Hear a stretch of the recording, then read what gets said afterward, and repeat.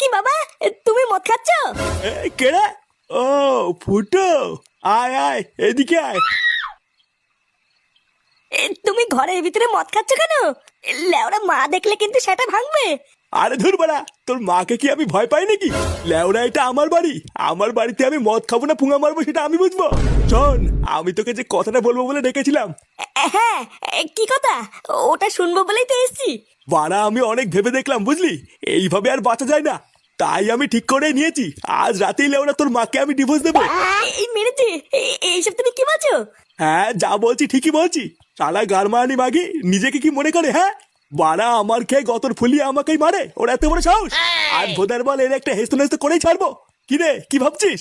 একদম চিন্তা করবি না বুঝলি, ওই মাগিটাকে ডিভোর্স দিয়ে আমরা বাপ বেটা মিলে রোজ এনজয় করবো। এনে ধর এটা খা।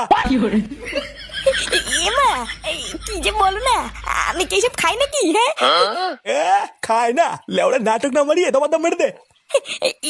মানে কি যে বলি, সত্যি সত্যি তুমি আমাকে দিচ্ছ? হ্যাঁ হ্যাঁ হ্যাঁ খেয়ে নে খেয়ে নে। আরে চোদন, এ তো দেখছি মেঘ না চাইতেই জল। হ্যাঁ ফুটা খতম। এ কি মা তুমি?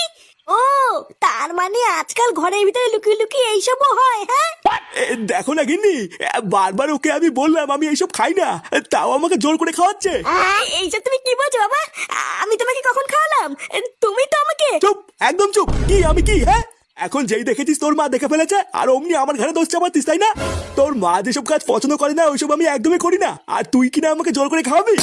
গিন্নি তুমি চিন্তা করো না, আমি ওইসব একদমই খাইনি।